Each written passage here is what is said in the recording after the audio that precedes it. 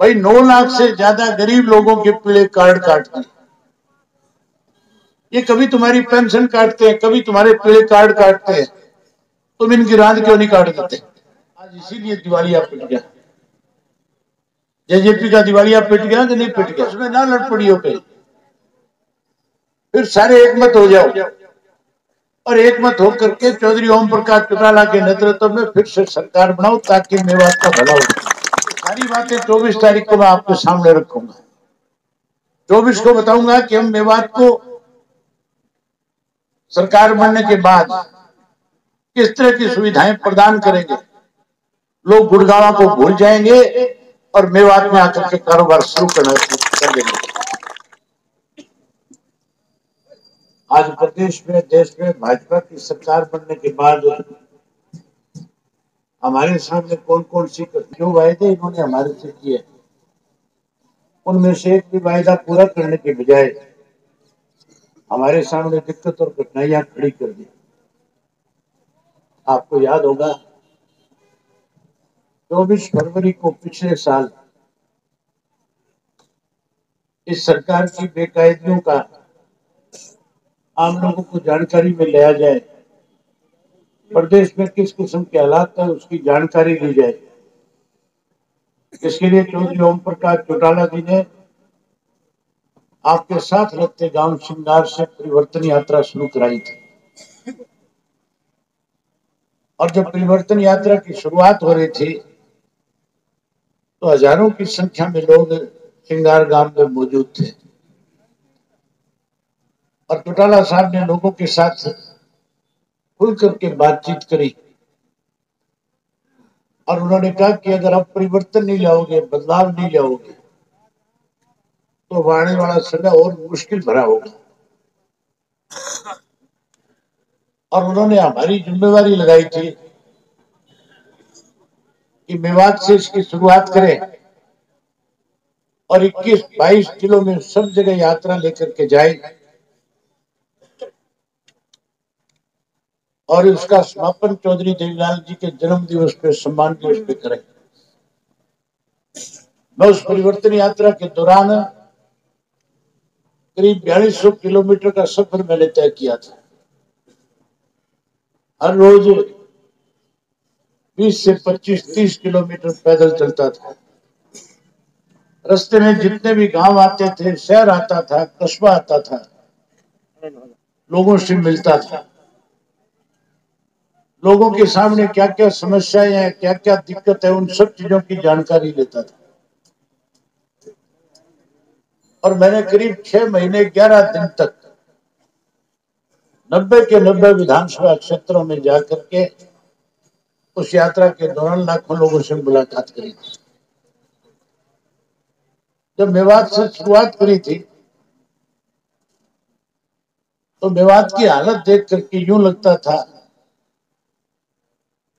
कि मेवात को मौजूदा सरकार ने ये मान लिया ये जिला हरियाणा का हिस्सा नहीं है। और जिन लोगों के हाथ में सत्ता है वो लोग तो हमें जात पात और धर्म मजहब के नाम पे लड़ाने का काम करते हैं। वो लोग यहाँ पे विकास कराने के बजाय लोगों को कमजोर करना चाहते हैं। मैं जब गांव में गया, आपके लोगों से मिला, पूछा कि गांव में स्कूल कितने का है, कहीं 8 का स्कूल था, कहीं 10 का था, कहीं 12 का भी था। मैंने पूछा मास्टर है क्या, तो हर गांव में मुझे यही सुनने को मिला कि स्कूल तो है लेकिन मास्टर नहीं है। जिस किसी गांव में चौधरी ओम प्रकाश चौटाला ने डिस्पेंसरी बना दी या कोई पीएससी और सीएससी बना दी, मैंने उन गांवों में जब लोगों से पूछा कि तुम्हारे यहाँ डॉक्टर है क्या, तो लोगों का जवाब था कि डॉक्टर नहीं है। कहीं डॉक्टर था तो दवाइयां नहीं थी, सड़कें तो है ही नहीं। आज भी जब मैं आपके गांव की तरफ आ रहा था तो हैरानी की बात है, उटावड़ मोड़ से लेकर के आपके यहाँ तक तो आदमी पैदल चल करके जल्दी आ सकता है, गाड़ी में बैठ करके समय ज्यादा लग सकता है। ऐसी हालत है। सड़कें नहीं है, पीने का पानी नहीं है, स्कूलों में मास्टर नहीं है, अस्पतालों में डॉक्टर नहीं है। हर वर्ग के लोग सरकार से दुखी है, सरकार को बदलना चाहते हैं। किसान दुखी है, मजदूर दुखी है, व्यापारी दुखी है, कर्मचारी दुखी है, पढ़ा लिखा नौजवान दुखी है। इस पढ़े लिखे नौजवान के साथ सत्ता में बैठे लोगों ने वायदा किया था और कहा था कि 75% बच्चों को हरियाणा प्रदेश के अंदर जितने भी प्राइवेट कारखाने हैं या कोई कॉमर्शियल है, हम उसके अंदर नौकरी दिलवाने का काम करेंगे। प्राइवेट में तो नौकरी दूर गई, आपको सुन करके हैरानी होगी, 2,09,000 नौकरियां हरियाणा सरकार में भी खाली पद पड़े हैं। और सरकार जो है उन पदों को भरने की बजाय ऐसे लोगों को ला करके ठेका प्रथा पे भर्ती कर रहे हैं जो हमारे प्रदेश के लिए। जहां रोजगार के मामले में नौजवान को निराश किया इन्होंने, वहीं सरकार ने 1,80,000 का कैप लगा करके बुजुर्गों की 5 लाख से ज्यादा की पेंशन काट दी। जो पेंशन चौधरी देवीलाल ने 100 रुपए बनाई थी, तब उन्होंने किसी की इनकम नहीं देखी थी। उन्होंने तो सिर्फ ये देखा था कि इसकी उम्र 60 वर्ष होगी क्या। जो 60 वर्ष का हो गया उसको 100 रुपए पेंशन मिलनी शुरू हो गई। इन्होंने कहा कि 1,80,000 से ज्यादा जिसकी इनकम होगी उसकी पेंशन काटेंगे। जब ये पेंशन काट रहे थे तो मैंने विधानसभा में मुख्यमंत्री से कहा था कि आप गलत कर रहे हो। चौधरी देवीलाल ने पेंशन इसलिए नहीं बढ़ाई थी कि किसी बुजुर्ग का आप अपमान करो। ये जेजेपी वाले 10 के 10 बैठे थे, मैंने इनसे कहा था, अरे मुका तुम सारा दिन कहते हो चौधरी देवीलाल की नीतियों को आगे बढ़ाएंगे, ये चौधरी देवीलाल की बढ़ाई हुई पेंशन काट रहे, तुम इनसे समर्थन वापिस लो, इनकी सरकार गिरा दो। लेकिन समर्थन वापिस लेने की बजाय उनके समर्थन में खड़े हो गए। आज इसीलिए दिवालिया पिट गया। जेजेपी का दिवालिया पिट गया कि नहीं पिट गया? मैं आप लोगों से पूछ रहा हूँ, ये तो मेरे साथ रहते हैं तो कहीं नहीं पिट गया। दिवालिया पिट गया कि नहीं पिट गया? जहां इन्होंने पेंशन काटी है, भाई 9 लाख से ज्यादा गरीब लोगों के पीले कार्ड काट दिए। ये कभी तुम्हारी पेंशन काटते हैं, कभी तुम्हारे पीले कार्ड काटते हैं, तुम इनकी रात क्यों नहीं काट देते? रात काट दोगे कि नहीं काट दोगे? अब की बात चुनाव के समय में फिर आपस में ना लड़ पड़ियो पे, फिर सारे एक मत हो जाओ और एक मत होकर के चौधरी ओम प्रकाश चौटाला के नेतृत्व में फिर से सरकार बनाओ ताकि मेवात का भला हो। अभी मेरे से पहले प्रधान जी ने बताया था कि 24 तारीख को नूह के अंदर जो है एक बहुत बड़ा जनसभा रखी है। मैं भी आपको उसका निमंत्रण देता हूं कि 24 को आप बड़ी संख्या में आना। हम मेवात के बारे में क्या करना चाहते हैं, हमारी क्या सोच है, सरकार बनने के बाद मेवात को कैसे डेवलप किया जाए, वो सारी बातें 24 तारीख को मैं आपके सामने रखूंगा। 24 को बताऊंगा कि हम मेवात को सरकार बनने के बाद किस तरह की सुविधाएं प्रदान करेंगे। लोग गुड़गांव को भूल जाएंगे और मेवात में आकर के कारोबार शुरू कर देंगे। चौधरी ओम प्रकाश चौटाला ने श्रृंगार से जब यात्रा की शुरुआत करी थी तो कई वायदे आप लोगों के साथ किए थे। इन्होंने पेंशन काट दी, इन्होंने रोजगार नहीं दिया। हमारा फैसला है, सरकार बनने के बाद हर घर से पढ़ा लिखा एक नौजवान बेटा या बेटी है उसको नौकरी देने का काम करेंगे। जो नौकरी से वंचित रह जाएंगे या जिनके पास रोजगार नहीं होगा, उन नौजवान बच्चों को मायूस नहीं होने देंगे। उनको 21,000 रुपया बेरोजगारी भत्ता देकर के उनका मान सम्मान बढ़ाएंगे। हमने चौधरी देवीलाल की नीतियों को हमेशा आगे बढ़ाया। चौधरी देवीलाल की दी हुई पेंशन कोई काटे, हम उसको बर्दाश्त नहीं करेंगे। हम चौधरी देवीलाल की दी हुई पेंशन जो है, जिसको इन्होंने काटा है, ब्याज के समेत 5 लाख बुजुर्गों के घर वो पैसा पहुंचाने का काम करें। वहीं उसके साथ साथ नई पेंशन बनाएंगे। पहले 5100 कह के लोग ठगी मार गए थे। ये हुड्डा कहता है मैं 6000 कर दूंगा। उससे पूछने वाला, वो 10 साल मुख्यमंत्री रहा था, किसी ने हाथ पकड़ रखा था, तब क्यों नहीं बढ़ाई पेंशन। अब झूठ बोल करके कहीं आप वोट लेना चाहता है। ये तो ना कोई 5100 कर पाए, ना कोई 6000 कर पाएगा। आप इंडियन नेशनल लोकदल पार्टी के प्रत्याशी को जिता करके भेज देना, सरकार बना देना। हम 7500 रुपए बुजुर्ग का मान सम्मान पेंशन करेंगे। एक घर में 2 बुजुर्ग पेंशन लेने वाले होंगे, 15,000 रुपया महीने का घर में आएगा। और जिस घर में 15,000 रुपए आ जाएगा, उसका गुजारा चलेगा कि नहीं चलेगा? ये मोदी जो है, जब चुनाव आता है रोज नई नई ठगी मारता है। मैं डाल दूंगा एक प्रोग्राम। अब की बार फिर कहता है, आज के अखबार में बड़े बड़े पोस्टर दे रखे हैं, युवाओं को नौकरियां दूंगा। पहले भी कही थी 2 करोड़ को दूंगा, पहले कहता था 15 लाख दूंगा।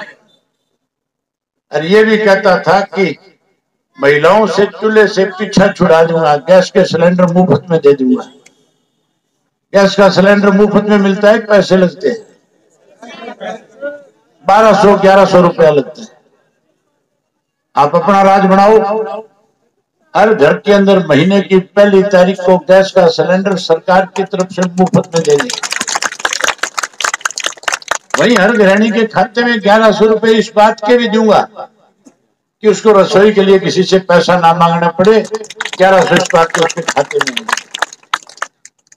मैंने इस यात्रा के दौरान देखा था, गरीब आदमी बहुत परेशान है, बहुत बड़ी मार पड़ी हुई है। बच्चों को स्कूल में पढ़ा नहीं सकता क्योंकि सरकारी स्कूलों में मास्टर नहीं है। बीमार हो जाए इलाज नहीं करा सकता, सर पे छत नहीं है। हमारा फैसला है, हमारी सरकार बनने के बाद सबके कार्ड बहाल करेंगे और वहीं उसके साथ 100 गज का प्लाट देंगे, पक्का मकान बना करके देंगे चौधरी देवीलाल आवास योजना के तहत। इस यात्रा में मैंने विशेष रूप से जब लोगों से मिलता था, लोगों की सबसे बड़ी तकलीफ थी बिजली के बिल। तुम्हारे यहाँ बिजली सस्ती मिलती है कि महंगी मिलती है? चौटाला साहब का राज था, 300-500 रुपए ज्यादा से ज्यादा बिजली का बिल आता था। कांग्रेस का राज आया, बिजली के रेट बढ़े और अब जो है अनाप शनाप पैसा देना पड़ता है। न केवल बिजली का बिल ज्यादा आता है, बल्कि छापे मारने वाले उससे पहले पहुंच जाते हैं, बेइज्जत करते हैं, अपमानित करते हैं। मीटर जो घरों के अंदर लगे हुए थे, सरकार ने मीटर बाहर घरों के लगा दिए, खंभों पे लगा दिए कि नहीं लगा दिए पोल पे? और ऐसे मीटर लगा दिए जो बिजली से चलने के बजाय धूप से चलते हैं। मुझे कई लोगों ने तो यहां तक भी कहा कि हमारे यहाँ तो ऐसे मीटर है, कोई होके की करड़ी घूंट मार दे उससे भी चल पड़ेगा। मैं उसी दौरान जब यात्रा पे था, तब मैंने इस बात का फैसला कर लिया था, अपने साथियों से मिलकर के मैंने बात करी थी कि हमें इसका समाधान करना पड़ेगा, हमें लोगों को इस मुश्किल से छुटकारा दिलाना पड़ेगा। मैंने सब साथियों से राय करके फैसला लेकर के ऐलान कर दिया था कि हमारा राज बनने के बाद जो थंबों पे लगे हुए मीटर इनको पड़वा करके मनोहर लाल खट्टर के घर भिजवाएंगे। जहां मीटर मनोहर लाल खट्टर के घर भेज दूंगा, नए मीटर ऐसे मंगवा करके दूंगा जिनकी गरारी 500 पे फंस जाएगी आके, उससे ज्यादा बिल नहीं आएगा किसी का। ये सारी चीजें तब मिलेगी जब आप एक मत हो जाओगे, इकट्ठे हो जाओगे, इस सरकार को उखाड़ करके फेंक दोगे, कांग्रेसियों को नजदीक नहीं फटकने दोगे। बहुत सारे लोग आपके बीच में आएंगे, आकर के ये कहेंगे कि लोकदल का कोई एक आधा जिता करके भेज दोगे, उससे क्या फायदा होगा? वो कौन सा तुम्हारी लड़ाई लड़ेगा? उनसे एक ही बात करना, कांग्रेस के 31 है, अब सरकार के आगे कोई एक भी बोलता है क्या? तुम्हारे यहाँ पे दंगे हुए, सरकार ने साजिश के तहत कहीं ना कहीं जाट को और मुसलमान को लड़ाने का एक प्रयास किया था, बहाना बनाया था। का ये था कि यात्रा निकाल रहे हैं, यात्रा नहीं थी, आरएसएस के गुंडे थे जो मेवात का माहौल खराब करने के लिए आए थे। लेकिन समय रहते लोगों के समझ में आ गई कि हमारा भाईचारा तोड़ना चाहते हैं। लेकिन हैरानी की बात है, तीनों एमएलए कांग्रेस के थे, एक ने भी विधानसभा में तुम्हारी बात नहीं उठाई, एक भी नहीं बोला। मैंने उन तीनों से पूछा, रे तुम बोलते क्यों नहीं? मुझे आगे से कहते हैं इस हुड्डा ने हमें बोलने से मना कर रखा। मैंने कहा कि हुड्डा ने तो तुम्हें बोलने से मना कर रखा है, तुम इसकी तो बात मानते हो, लेकिन मेवात के लोगों के साथ जो ज्यादती हो रही है तुम इसका विरोध नहीं करते। आने वाले समय में जब चुनाव आएगा तो ये लोग ना केवल तुम्हें चुनाव से बाहर कर देंगे, बल्कि ये लोग तुम्हारी ऐसी पतली हालत कर देंगे कि तुम आइंदा अपनी कौम से अलग होने का नाम नहीं लोगे। आज जरूरत है इकट्ठा होने की, ऐसे लोगों को सबक सिखाने की, अपनी ताकत दिखाने की। अपनी ताकत बनाओ, इकट्ठे हो जाओ। मेरे जो मैं बात कर रहा था कि आकर के इस तरह का प्रचार करेंगे, एक आधा जीत जाएगा तो क्या हो जाएगा? अभी तो मैं अकेला हूं नहीं हूं, और मैं अकेला विधानसभा में जाता हूं तो सरकार की हालत कैसी हो जाती है? फिर सरकार का कोई नुमाइंदा बोलता है क्या? तुम मेरे जैसे 30-32 भेज दो, मैं इन सब की रड़क काट दूंगा। मैं उम्मीद करूंगा, क्योंकि काफी समय हो गया, मेरे आगे भी कार्य, लेकिन मजबूरी है। 24 तारीख का निमंत्रण देता हूं, 24 को बड़ी संख्या में आना, वहां सारी बात खुल करके करेंगे। आप सब ने मेरी बात सुनी, आप सबका बहुत धन्यवाद।